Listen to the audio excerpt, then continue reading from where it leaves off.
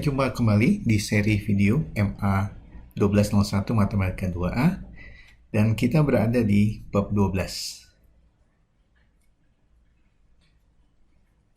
Topik kita kali ini adalah limit dan kekontinuan, itu adalah subbab 12.3. Di awal kita coba mengupas sedikit apa arti konsep mendekati dalam satu atau dua peubah sini ya.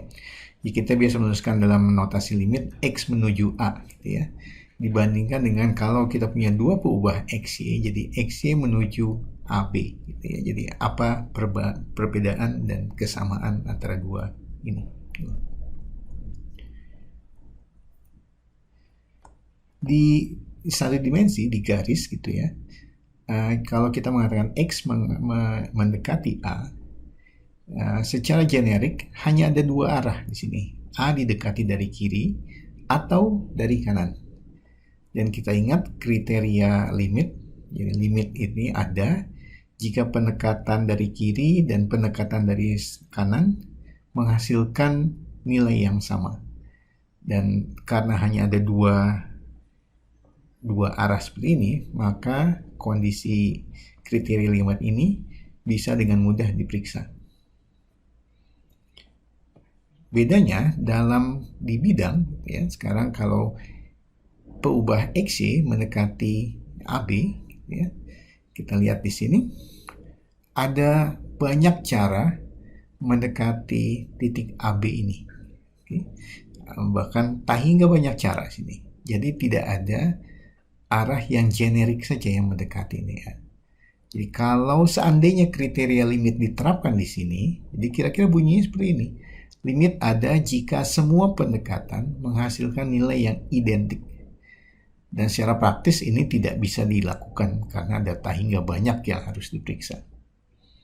Jadi kalau begitu kita harus kembali ke definisi, mencoba melihat bagaimana kriteria limit untuk fungsi dua peubah atau bahkan lebih.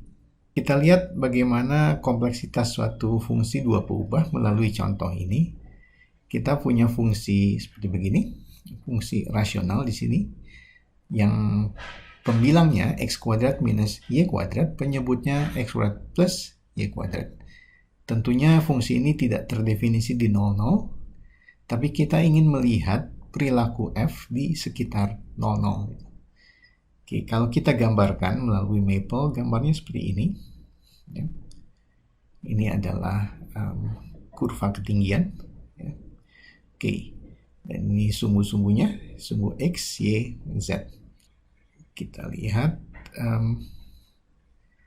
kalau kita mendekati titik ini di bidang X, Y, mendekati titik 00, sepanjang sumbu X, jadi dari sini dan dari sana yang tidak terlihat sini, tertutup oleh permukaan ini. Oke, di sepanjang sumbu X, Y-nya 0. Sehingga Y sebenarnya 0 bisa kita substitusikan ke dalam fungsi ini. Ya.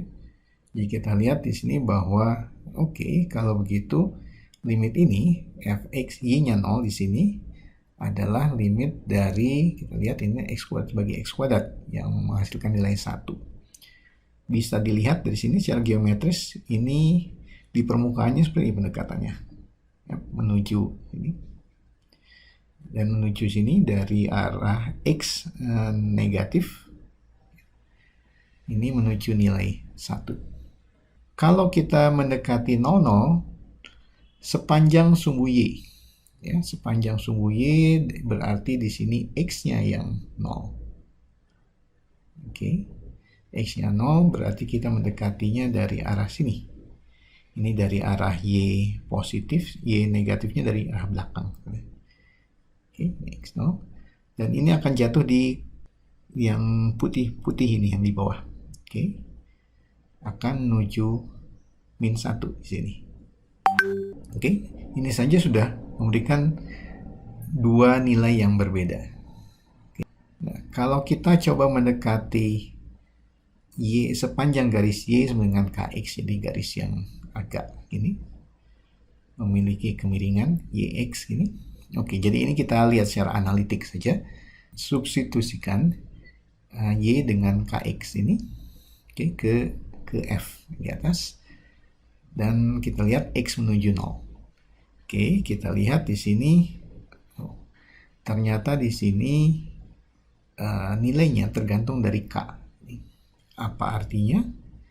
Artinya bahwa pendekatan ini memberikan nilai yang berbeda-beda. Jadi arah pendekatan memberikan nilai yang berbeda.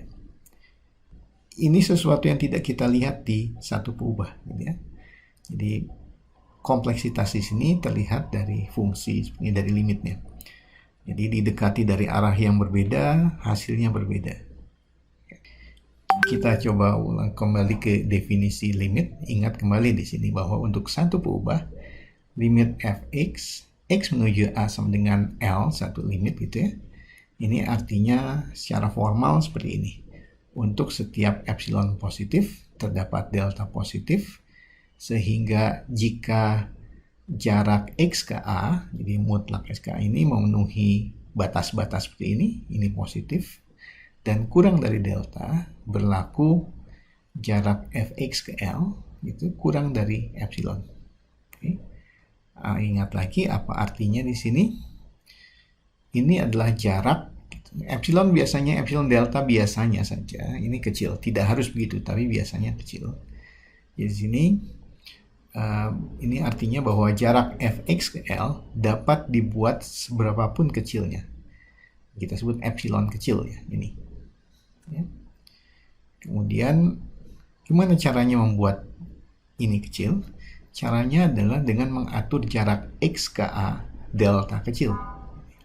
Nah, jadi limit itu artinya bahwa jarak fx ke L, nilai fx ke L itu dapat dibuat seberapapun kecilnya. Caranya dengan mengatur x dekat ke a. Ya.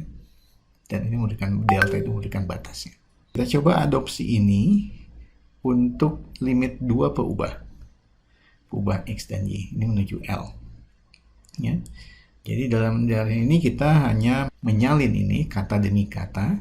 Yang berbeda hanya di sini. Di sini kita bekerja di bidang. Jadi ini ada panjang vektor norm. Interpretasi ini bisa kita tetap lakukan di sini, bahwa jarak atau nilai f ke L ini bisa dibuat seberapapun kecilnya dengan cara membuat xy dekat ke AB. Batasnya dicari. Oke. Ingat di sini jarak xy ke AB itu dinyatakan oleh rumus jarak seperti ini. Sekilas kita bisa mengartikan ini sebagai galat atau error di sini. Ya, ini permukaannya f xy. Kita lihat di sini, ini nilai xy, ini nilai L ini L kurang epsilon, ini L ditambah epsilon, bidang-bidang ini. Oke, jadi jarak nilai f ke L ini ada di, ya, katakanlah di lingkaran pada permukaan. Kita proyeksikan ke bidang xy, kemudian gambarkan lingkaran di sini.